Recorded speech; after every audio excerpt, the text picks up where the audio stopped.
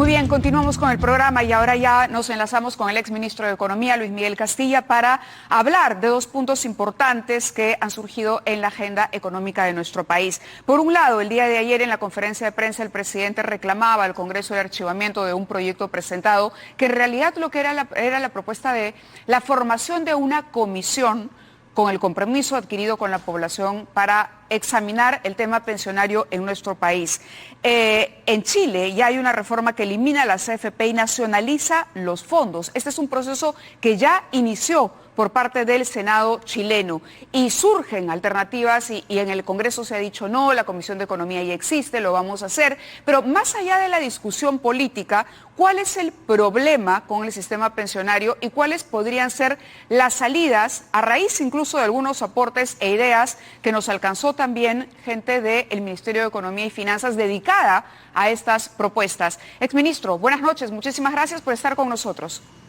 Buenas noches, Mávila, muchas gracias. Aclarando que dejemos el tema político y la discusión sobre las AFPs y los bandos a favor o en contra, ¿por dónde podríamos empezar a construir un sistema pensionario mirando a futuro y observando esta pandemia como una oportunidad para cambiar ciertas estructuras en el Perú, en este tema concretamente? Sí, yo creo que la experiencia de Chile es bastante ilustrativa porque justamente ahí es donde nació el concepto de las cuentas individuales de capitalización administradas por las AFPs hace más o menos 40 años. Entonces ya se completó el ciclo de aporte en la vida laboral de un trabajador. Y luego de estos 40 años lo que se observa son expectativas que no se han cumplido. Cuando se diseñó esta reforma en Chile, por ejemplo, se prometía que la pensión iba a ser más o menos un 60% del último ingreso que percibió el trabajador antes de retirarse. Eso se llama la tasa de reemplazo. Lo que pasó en la realidad es que este porcentaje ha sido mucho menor, ha sido 40% de último ingreso, y eso ha causado mucha molestia en el país. Son pensiones por debajo, digamos, el costo de vida de la canasta básica, sumado obviamente al hecho de que por la crisis internacional el valor de los saldos que manejan estos fondos ha bajado, y esto ha hecho que se cuestione las bondades del sistema. Ante la pregunta, los dos problemas centrales que por lo menos yo veo y creo que muchas personas que ven estos temas son la baja cobertura, que en el caso nuestro es un problema importante de cara a la masa de trabajadores informales que tenemos, y lo otro es la pensión, que es insuficiente. Pensemos, por ejemplo, que no en el sistema privado, en el sistema público son 500 soles la pensión mínima. Entonces yo creo que hay temas de fondo de tratar de ampliar la cobertura y de tener una pensión digna para la vejez. Uh-huh. Ahora, la propuesta, de acuerdo al documento por lo menos que nosotros revisamos el día de ayer y que ha sido rebotado por algunos medios el día de hoy, era unificar la ONP con las AFP. Quizá desde el punto de vista técnico nos pueda explicar exactamente en qué consistiría esta propuesta y si usted cree que es una propuesta viable. A ver, yo creo que para entender este tema, yo creo que tenemos que partir de reconocer que tenemos un sistema mixto en el país. Tenemos un sistema tradicional, que es el sistema de reparto, en el cual básicamente todos aportamos hoy para pagar hoy a los pensionistas actuales. Es el sistema tradicional y ese sistema está desfinanciado, digamos, requiere no solamente los aportes que hacen los trabajadores, sino también transferencias de parte del fisco. Y eso convive con el sistema privado de pensiones, donde operan las AFPs. Entonces, es esta combinación de tener dos sistemas que conjuntamente dan una cobertura más o menos de 25% de los adultos mayores tienen una pensión, es que se origina este deseo de ampliar la cobertura. Porque a esto se suman otros esquemas, digamos, Pensión 65, que fue creada en 2011, que es un esquema no contributivo, es una transferencia focalizada a la población de extrema pobreza, y hay otros regímenes adicionales. Entonces, el problema que vemos con esta fragmentación es que es ineficiente y es inequitativa. Y creo que la reforma que plantea el MEF y el grupo de trabajo que entiendo presentó al Congreso unos lineamientos el día de ayer, justamente trata de integrar y mejorar, por ejemplo, la equidad del sistema que no se ve. Uh-huh. ¿Y cómo así podría funcionar? Digamos, el Congreso por lo pronto ha dicho que no, pero igual son ideas que podemos discutir. Por ejemplo, yo creo que hay temas, esta es una discusión bastante técnica, pero por ejemplo, para ilustrar el tema de que por qué es importante tener una mirada no solamente al sistema privado de pensiones y las AFP, sino también a la integridad del sistema. Ajá. Por ejemplo, vayamos al caso de la ONP y del sistema público. Hay un requerimiento de que se tiene que tener aportes por 20 años para poder acceder a una pensión mínima, y esa pensión mínima es de 500 soles. El problema es que no todos cumplen con los 20 años de cotización obligatorio para poder ser elegible a esa pensión. Pero asumamos que hay una persona que ha contribuido, digamos, los últimos 20 años y que accede, digamos, a esa pensión mínima. Y esa persona, por ejemplo, tiene un ingreso equivalente a una remuneración mínima vital, 930 soles. Uh-huh. Entonces, para poder, cuando se jubila esa persona y se retira, y por ejemplo vive 20 años más, 65 años a 85 años, necesita un fondo que pueda sostener un flujo de pagos de 500 soles todos los meses, hasta que esa persona fallezca. El problema del sistema público, por ejemplo, y por qué resulta inequitativo, es que para sostener una pensión de 500 soles por los 20 años, se requeriría un fondo de 100.000 soles. El problema es que los aportes que ha hecho esa persona solamente cubren el 30%, solamente 30.000 soles. ¿De dónde sale la diferencia? De aquellas personas que no lograron llegar a los 20 años. Y que no van a tener pensión. Y que no van a tener pensión. Entonces, esos son esquemas, digamos, que requieren ser repensados, porque eso, digamos, abona, creo yo, a la frustración de tener una pensión insuficiente. Y el tema va más allá de las AFPs, es un planteamiento que tiene que ser integral.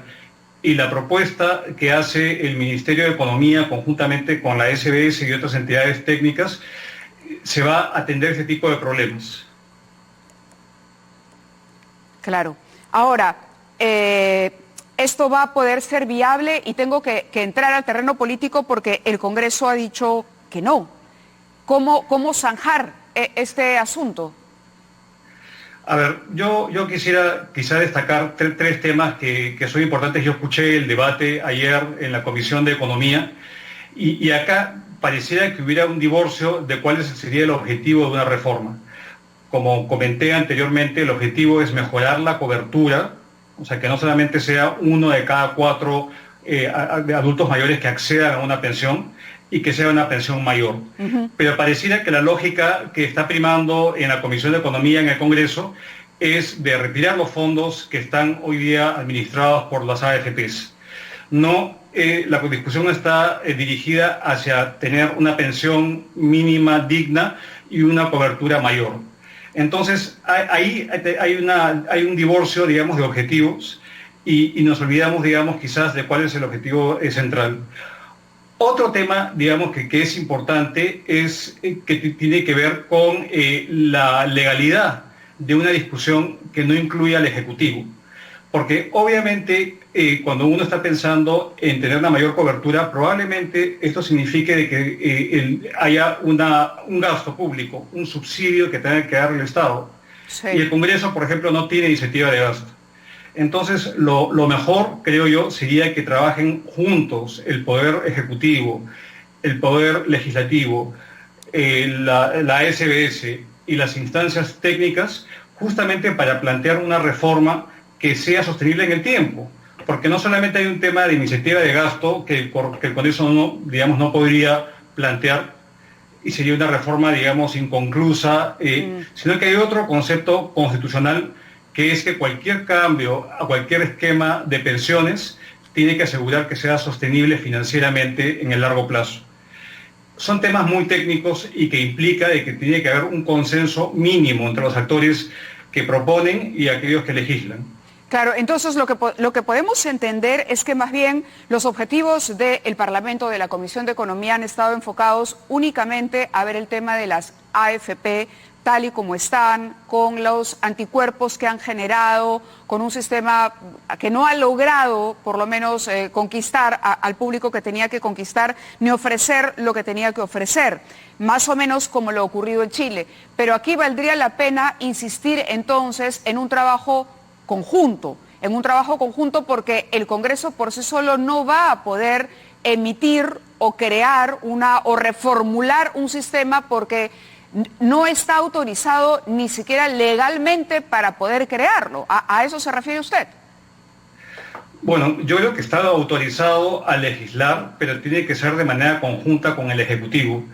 Y lo que yo entiendo, de lo que yo he leído, digamos, en prensa, es que la Comisión de Economía, donde entiendo que hay muchos proyectos que intentan reformar el sistema previsional peruano, lo quieren hacer al margen del Ejecutivo. Y yo creo que lo que queremos son reformas que duren en el tiempo, no que duren hasta la siguiente legislatura o el siguiente Congreso.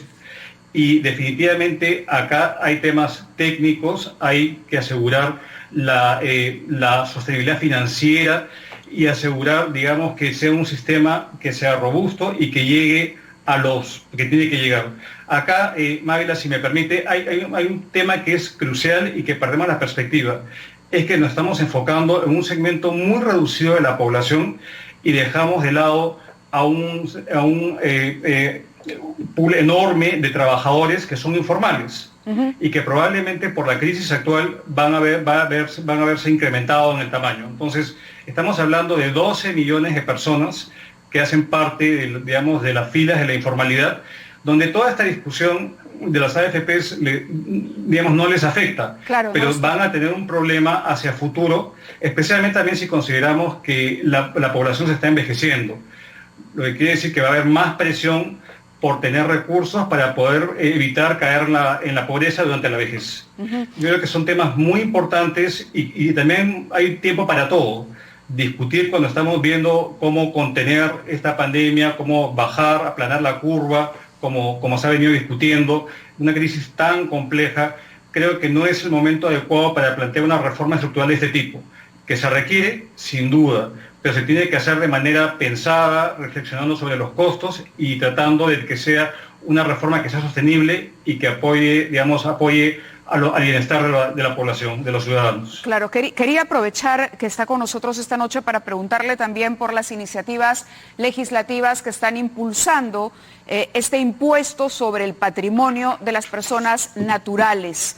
Por ese lado también se ha desatado polémica, crítica. En algún momento el Ejecutivo mencionó algo parecido al impuesto sobre la riqueza.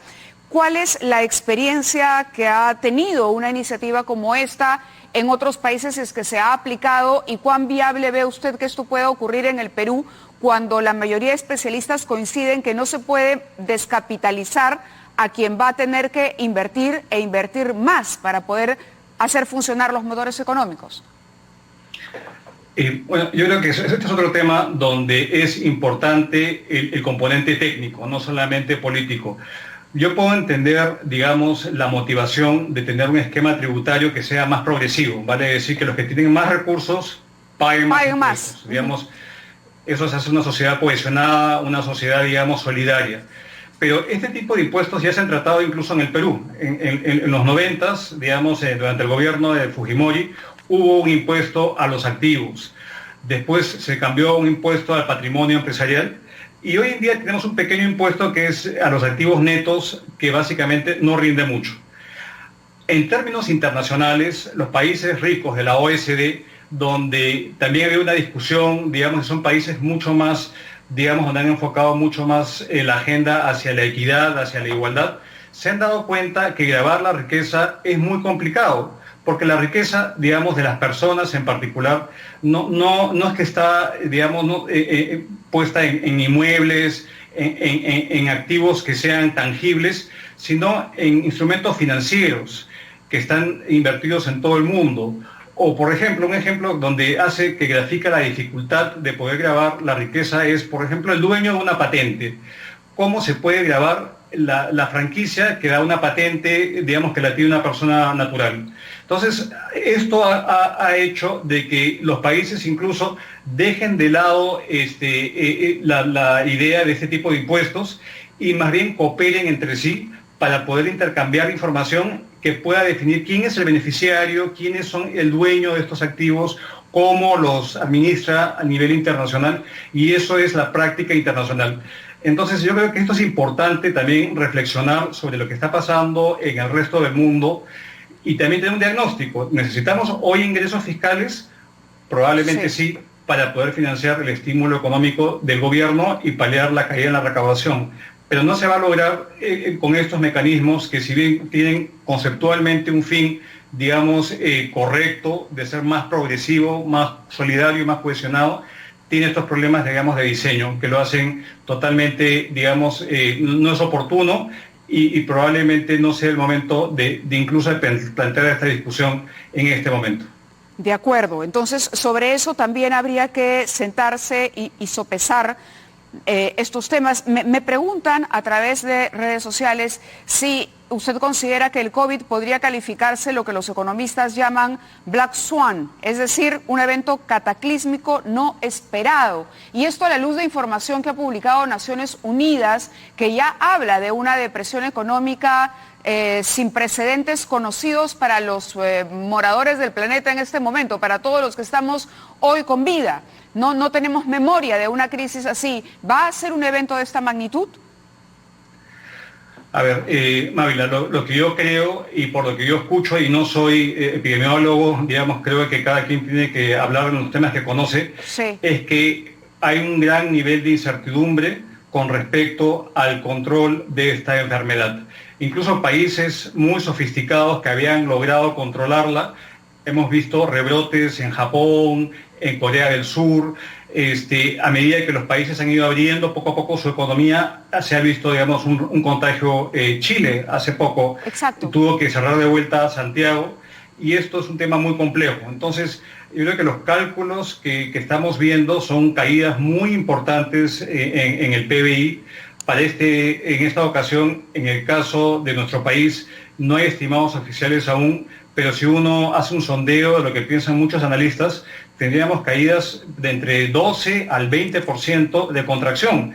Y esto sería, digamos, brutal. Y no va a haber una política de estímulo económico que sea suficiente para poder mitigar, digamos, el impacto social que podría tener esto. Entonces, ojalá que estemos equivocados, pero el hecho de que no estemos sin una claridad en términos de un tratamiento, y que este tratamiento y vacunas sean disponibles para todo el mundo, nos pone un nivel de incertidumbre muy, muy grande, y creo que esto debe llamar también a la reflexión de todos, porque estamos ante un evento que nunca se ha visto en la historia de nuestro país, por lo menos de lo que yo tengo en memoria, y tampoco en los libros de historia y desde que se llevan estadísticas modernas. De acuerdo, le agradezco estas reflexiones pertinentes, sobre todo por ese grado de incertidumbre. Mientras haya incertidumbre, no se van a poder proponer recetas mágicas, hay que ensayar posibilidades y tirar para adelante, como se dice. Muchísimas gracias, buenas noches. Muchas gracias, Mari. Si me permites 10 segundos, por favor. Sí. Creo que estos momentos son importantes porque, si bien tenemos este gran nivel de incertidumbre, yo creo que también tenemos que ser muy conscientes de que tenemos un país que tiene alta informalidad y que probablemente los protocolos sanitarios no les aplican. Entonces creo que tenemos que usar un poco más la inteligencia, tener más información y intervenir los focos de contagio, como el gobierno está haciendo en los mercados y en otros lados, porque no solamente tenemos un tema sanitario, sino tenemos el riesgo de poder caer, como comentaba anteriormente, en una recesión muy grande con un costo humano tremendo, no solamente en la salud, sino en la economía. Lo que más me preocuparía a mí es que todo el progreso que hemos logrado en los últimos años se evapore en tan solo unos pocos meses. Entonces yo creo que esto debe llamar a la reflexión y a unir esfuerzos todos los ciudadanos. De acuerdo, muchísimas gracias por esa exhortación también. Gracias, el doctor Luis Miguel Castilla. Vamos a ir a una pausa y vamos a regresar con lo último del programa.